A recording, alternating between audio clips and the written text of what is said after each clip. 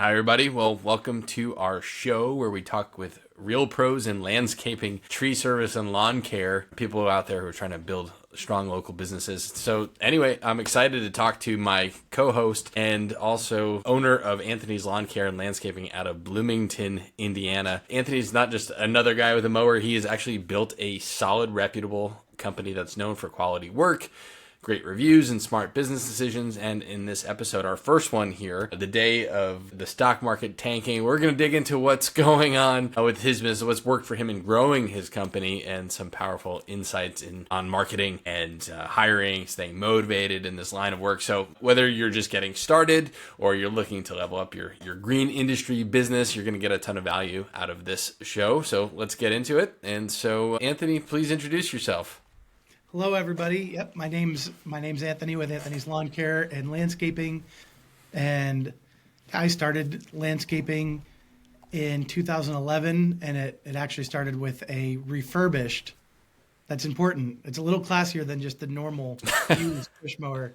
It was a refurbished $75 push mower out of a minivan, and I didn't have the money for a weed eater or for a blower or anything like that. So I used the broom on sidewalks and driveways to clean up the grass from that. And then I actually used those garden shears to trim around the trees and mailboxes instead of a weed eater and along fence lines. So imagine using the garden shears to trim around fence lines, like a chain link fence. That was a nightmare. And you know, in the Bloomington, Indiana area at that time, my clientele didn't really care. They were professors, so it's a little bit slower pace of life here, but not too slow.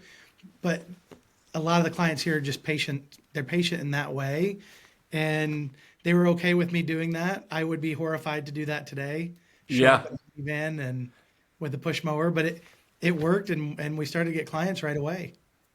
So tell me, how did that evolve? Like, how did you start to get more? Was it word of mouth? Was it postcards? Was it thank you notes? What did you do to make that happen? I actually, so remember, it was the year 2011, and the very first client, there's so much luck that happened over the years. The very first client I had is actually a doctor, and he moved his, Okay. I think he moved his practice to Terre Haute, Indiana. But I started working for him at his house, only mowing his lawn, and we hit it off. And I started helping him with everything at his house and at his office, anything he could think of. So that was my first client from a Craigslist post. Craigslist, okay. Free Craigslist post. Nobody uses that today, right? I think some still do, but Yeah. I wonder the quality of work that you're getting from a Craigslist post. That's always something that is of concern. Oh yeah, and I mean today, yeah, I don't think it would work, but it worked. That was our first client. It was like one of the best clients we could get in Bloomington, I think. Yeah. And he just found stuff for me to do every day for, I think it was probably 6 months to a year. And then we started getting other clients through another free classified, because I didn't have any money for marketing. Sure. I mean, I would even knock on doors and horrify people. Nobody likes knocking on doors. Nobody likes someone showing up to their house saying if I've they done can. it.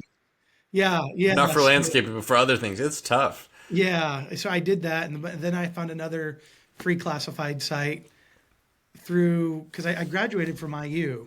So my family and friends were also, I mean, really my family at the time, the narrative was kind of still go to college, get a white collar job. People didn't really realize what an opportunity blue collar work is back then. It was still, people were asking me, you went to school and then started a landscape company. What are you doing?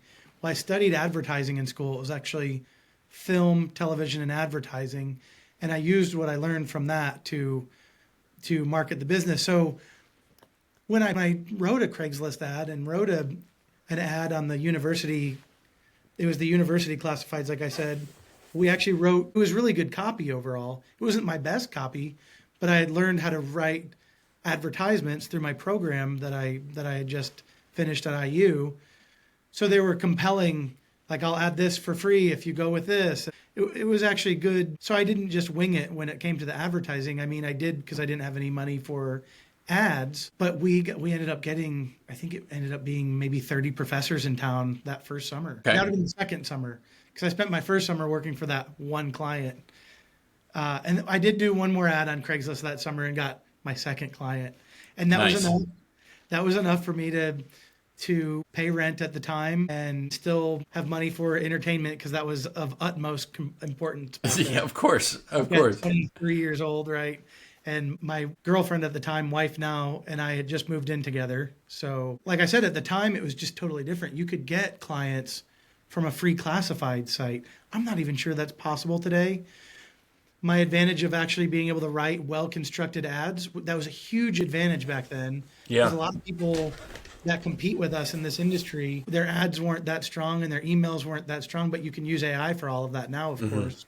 So that's not really a competitive advantage anymore. And the economy was way different back then.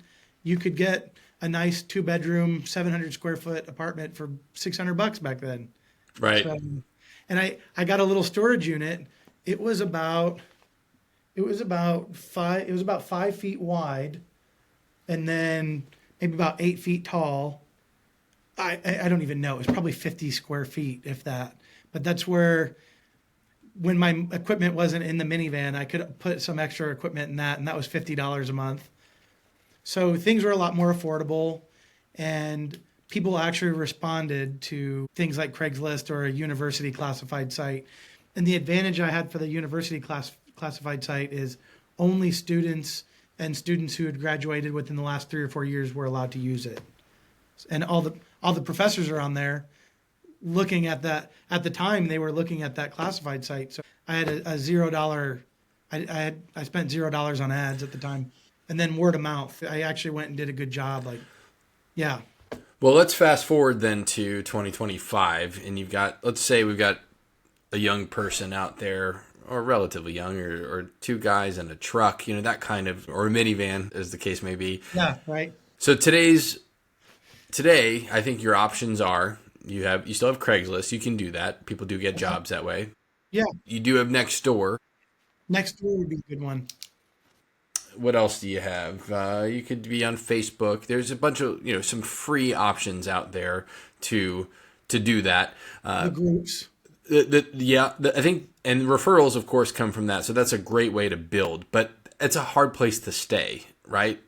Because you can have 100 different people, but they're not necessarily the biggest budget people out there. There's not a whole lot available, and that's a tough go to continue on. So what might you suggest, and tell me how you transition from the university posts, classified posts, and Craigslist. How did you get to that next level? What happened? And maybe somebody doesn't have the chops that you have to create the marketing, but what some steps that you took that you maybe would be transferable? I definitely read as many business books as I could. Mm-hmm. Over the years, I've probably read over 1,000 business books. Not saying I've retained it all, but if I was wanting to grow in a certain area, like maybe write better ads, or I took a lot of accounting classes and things like that in high school as well, and I could put together a profit and loss. I would say learn those skills. Another thing is, it takes time, and not everybody has a backer. And my wife I explained how it could evolve over time. So I was able to get my family and friends on a similar page, maybe not the exact same page, but if you have support with family, and it's a big thing is you need to be in a city where it's really viable too, because you could similar approaches as I did over the years, and it might not work. I mean, there could be cities we could go into now with a huge ad budget, and there's just not the demand there, no matter what. So, I mean, a big thing is to go into a market where it's viable, but also where it's not too saturated. And we'll talk more about that later, because that might be somewhat of a problem in the future, because I personally think market demand for this will decrease, but I don't think it's probably going to decrease, I think, by, if I had to guess, maybe 30 to 40%. So if you have a way to be in multiple markets, but I would say the first thing is having some kind of backer, whether it's a family member or friend. Now you're talking a financial backer at this point? Kind of, yeah. I would say that. Emotional support.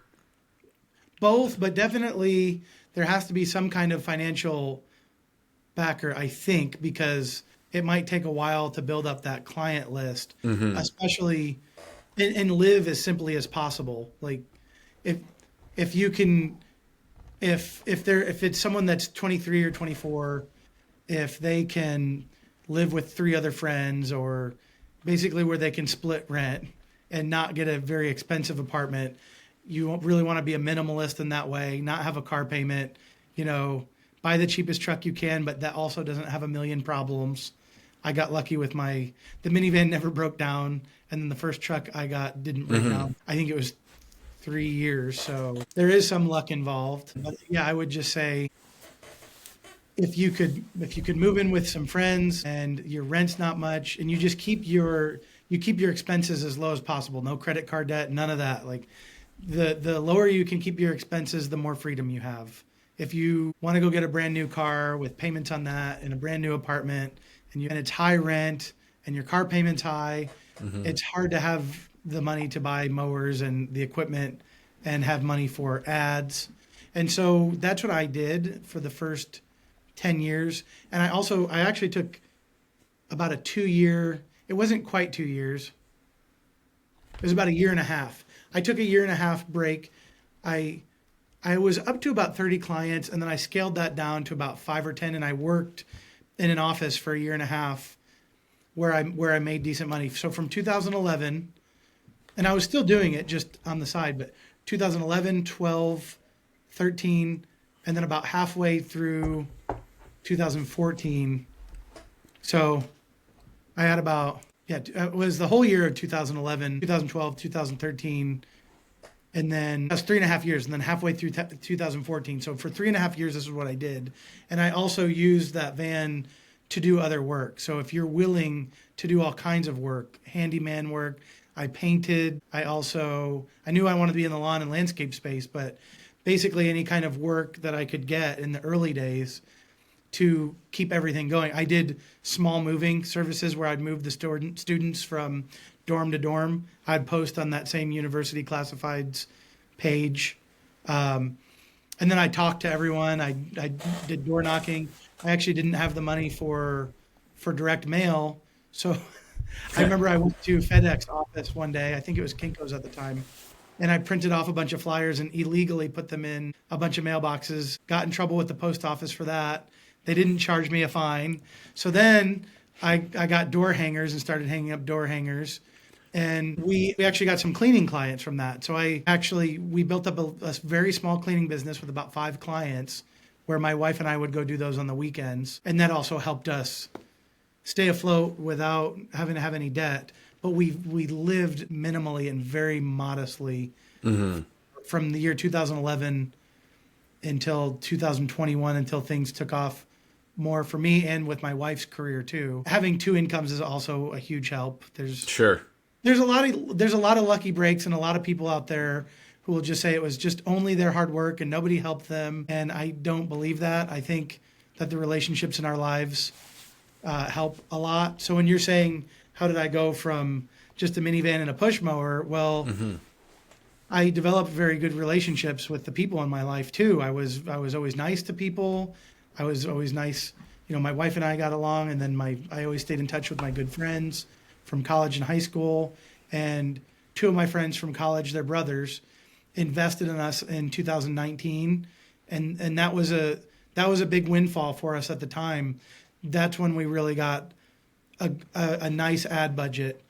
And advertising was different back then. You could put a $100 or $200 on a boosted Facebook post and get some serious clients out of that. And you could spend maybe $20 a day on a Google Smart Campaign ad, which I don't recommend anyone out there do a Smart Campaign, but I learned how to do it.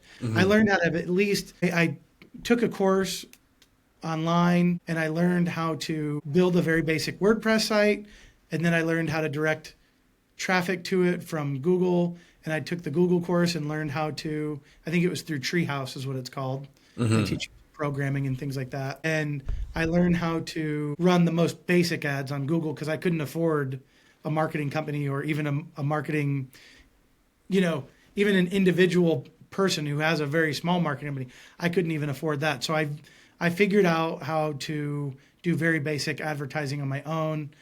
But so we'll go back on the timeline here. 2016, in early 2016, I got back into it.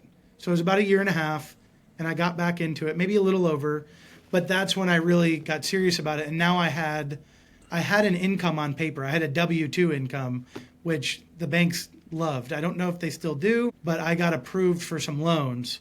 And at that point, I think I took on like $60,000 worth of debt that year, and I don't recommend that at all. However, if you figure I had 3.5 years worth of market research, so I knew there was demand in the area. Like, that was basically my version of sweat equity. I wouldn't have taken that level of debt just to try it. Right. I knew that I could get 30 plus clients just from Craigslist posts and posts on a university classifieds page. So I knew if I can get clients from that, then I can take on some debt with the W-2 job I have and advertise on Facebook. I hadn't advertised on Facebook or Google or Instagram or any of that at all. But I knew there was a viable market in Bloomington since I got customers from Craigslist at the time of all places, because that told me there was demand. And then, yeah. But when there was that time where you took an office job, it was unrelated to Anthony's Lawn Care, yes or no? Yeah, because it's also so seasonal. So oh, right. Okay. Going into the winter again, that would be okay. But I also thought, it'd be nice to have a job on paper, just a normal job, and get some benefits. Save up. Yeah, and save up so I could get some equipment in the future if I do want to get back into it. Because at that level of just advertising on Craigslist or the university site or whatever, I don't think you get enough traction to have enough profit to take a portion of that profit to buy equipment. So I would have had to take on debt anyway, but it would have been hard for me to take on debt without income on paper. So right. I gave that a shot. I really liked it. Actually, that really taught me customer service, because I worked in a body shop. I worked in 2 different body shops, and I was the customer service representative or the customer service manager there. And I was the first point of contact when someone got in a car accident. And then I worked with the insurance companies with the claim. And that taught me about accounts receivable. It taught me about word tracks on how you should phrase things and how you should answer the phone and how to deliver. They were such a customer service oriented company.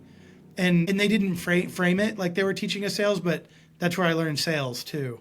I learned how to have a very professional, polite, prompt attitude, because people are really mad when they wreck their car. So I was dealing with some of the most angry people that I could be dealing with. Right. And that taught me a lot. Well, let's be real. There's lots of body shops out there. I'm sure that's a big difference maker. Maybe somebody does a little bit better quality work, but in the end, most cars end up looking the same when they come out of the body shop. It's when somebody's coming into the shop, it's how they get dealt with and how they feel and the experience that they have. That's what makes the business go. A lot of people can cut lawns. Yeah. And I don't mean to take away from the quality of work that you do maybe on the hardscaping side, but it's that experience that people are getting through Anthony's Lawn Care and Hardscape. And that company was really strict about reviews. Like, you would get in big trouble if you got bad reviews while working at that company. So we had word tracks designed around all of that on how to give someone, set the right expectations. That's a big one. We never set an exact date and we would tell them that up front, because we don't always know when parts will get in. Right. And where you'll be in the queue exactly. So, and to just have a 100% honest conversation about it, not try to promise someone the world and then not be able to deliver it. That really, because these are all no BS guys in body shops. Mm-hmm. So you're dealing with very direct, we're not going to BS anyone. We're going to tell clients the truth. We want them to know that because we want them to have a good experience. So it taught me how to set the proper expectations, how to deal if maybe someone wasn't happy with the level of repairs, we had a word track for that to make sure that we delivered that to them. If the first time around it wasn't, we'd go fix it, no problem. And then getting good reviews, and I had some of the highest reviews when I did that. And I had the lowest accounts receivable in the state. So I learned how to deal with the accounts receivable and how important that is to an organization. And so then when I got back into all of this, I was way better at customer service and expectations and the delivery, because one thing that one of my best advisors, Bob Hartung, ever taught me was you have the sales and marketing that's up front. You have the delivery of the product or service, and that has to be excellent. And then you have the back end where the finances need to make sense. And I have a background in accounting because I must have taken 7 or 8 accounting classes growing up. And I was actually going to I was going to go to school for accounting or economics because that was an area where I just naturally excelled in high school. Those classes that just click sometimes, those just clicked for me. So by working at that body shop, I was able to, the delivery of it, the sales and marketing and the delivery, it really dialed those two things in. I was pretty good at marketing, not good at sales, not great at setting the expectation for the delivery. I didn't have any of that yet until I worked at that company. It taught me how to do all that. And then, of course, I could do the P&L and all the analytics with the profit and loss. And that's a really important thing to learn because you need to know what your true costs are when you send, 2 employees out to mow a lawn. What's the real? Because a lot of times, even if it's a small yard, if you only charge $35, you'll figure out, oh no, I'm losing $15. The more lawns you add at that price, if you're not the one mowing, if you're the one mowing and you can pay yourself, then you're okay. But the minute that you hire 2 people to go mow and you're not the one mowing anymore, you're losing $15 every lawn. So constantly figuring out the profit and loss and the economics of the business is extremely important because there are scenarios where you could have the best marketing in the world and the more clients you get, the faster you're going to go out of business if your economics aren't right. So the pricing has to be, you really have to figure out the pricing and what your break-even rate is when you're going to lose money. So I was really, really big on that. And I would say that saved us. I mean, of course we had to have strong marketing, but being able to figure out the economics of the business saved us so many times. Well, it's interesting. So saving the business, I want to come back to that, but did you ever think about just quitting? You're like, I'm not going to do this anymore. Man, all the time. Okay. All the time. So anyone that's like, even when I got back into it in 2016, I used some of those loans to buy some equipment and buy the ads and build the website and do all that. There were times where no matter how hard I worked, it would just lose money. Like, because I still didn't have my true cost figured out. It took me a while. It probably took me a solid 2 years to really figure out our true costs. And then once I got that dialed in, I remember it was the beginning of 2019 2019 is when we really actually started to make money. So it was 3 years of just not making money, even if I worked 80 to 100 hours a week.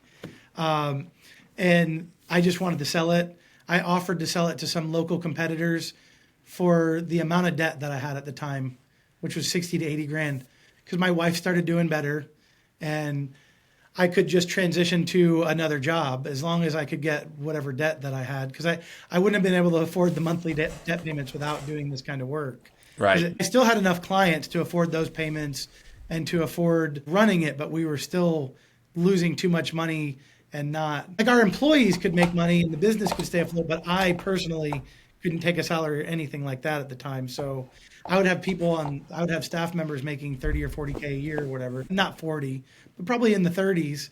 And I was over here making 14 grand, I think, maybe two or 3 years in a row, even though we did get to a sweet spot where we doubled our sales 4 years in a row. So it was more than double. I mean, 2016, we hit 40 grand. 2017, we hit 82 grand. 2018, we hit 212,000.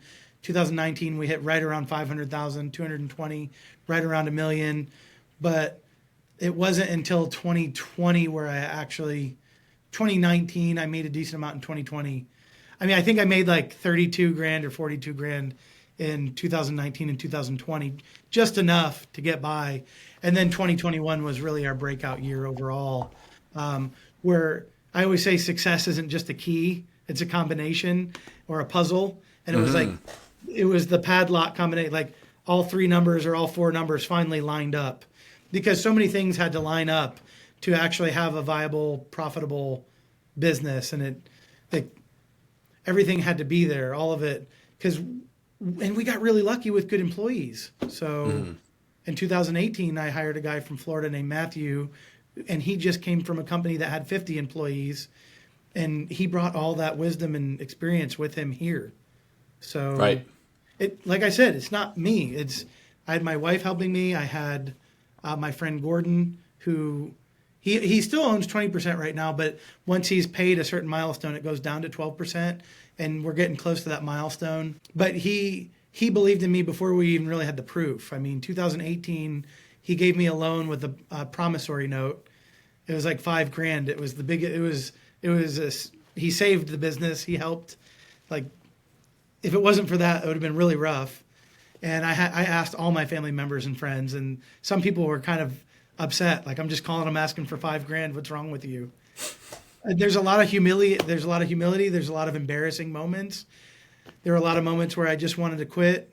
And if I would have sold it that year in 2000, I was trying to sell it in January and February of 2019, actually, right before we started to break out. Because 2019 was the first time where I actually made 30,000 or slightly above 30,000, which was, okay, this is getting a little bit more livable. And remember, this was before all the crazy inflation. Like that year, and again, while all that's going on, my wife and I are living an absolute minimalist lifestyle. And, Sure. and we have the worst cars you can imagine breaking down, but we can afford the payment on it, or we just bought it cash. And the first house we bought at the time we ended up buying a house in 2013, and it was, I think the monthly mortgage was like, with interest and everything else, was about $650. It was, Oh my goodness. a very old house. Yeah. I couldn't buy a cardboard box in California for that. My gosh. Okay.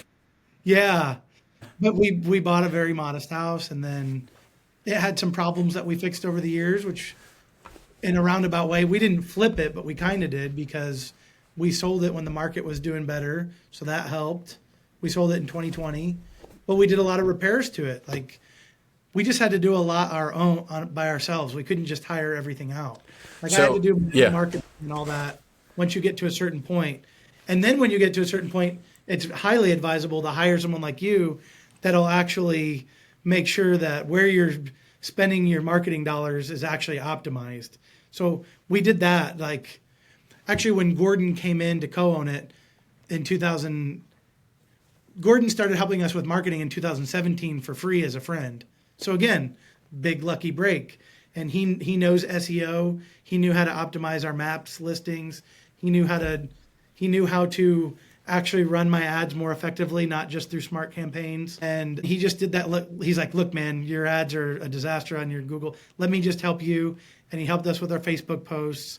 So like I said, again, a lucky break. But bringing in an expert marketer like you, Matt, made a world of a difference, because it wouldn't have worked as well if I had kept just doing it how I was. And so that really moved the needle. So for anyone out there watching, hiring someone like Matt is a big deal once you get to a certain point. Because once you get to that point, your marketing spend has to be optimized. Yeah. So you can really keep growing. Because the marketing costs can get out of control if they're not. You can just overspend like crazy. So having someone like you to help with analytics and actually how to strategically invest your marketing dollars is huge. So yeah, and at that point, Gordon bought in 2019. He taught me how to do a little bit more marketing. And then I started to get involved on all these other platforms like Home Advisor. And again, another lucky break. Home Advisor really worked back then. Like, if you followed the Home Advisor program back then, you would get a lot of really good clients. It doesn't really work like that anymore. We still use it. No, they don't. Yeah. But I mean, it really worked that summer. We were still struggling a little bit during the spring and summer of 2019 because the income would go up and then go back down and then go up. But once we dialed in Home Advisor that summer, it just took off, and then we had a lot of repeat clients over the years too.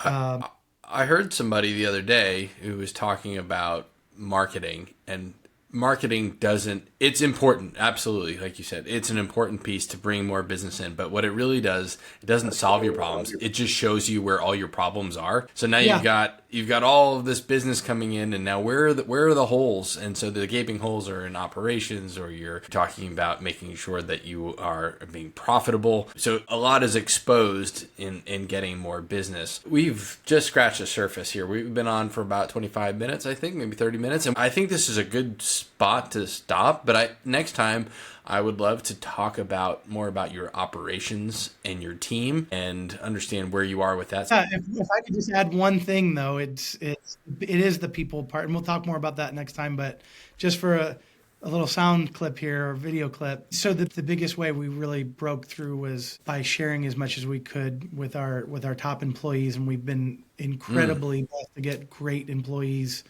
over the years, and it's always been our goal to share as much as we can with them, because obviously we have to have profit to be sustainable, but to be stable, you have to have the correct deal model with your top employees where they know if things keep going well, they'll continue to make more, and in the future even have more freedom. Mm-hmm. I always had that because it wouldn't have worked. And Brian Tracy, I've always been reading a lot of Brian Tracy, and he always said, the people in any organization are what get 90% of the results. So I was always serious about promoting people, giving raises, always been that way, sharing profits as long as we're solid.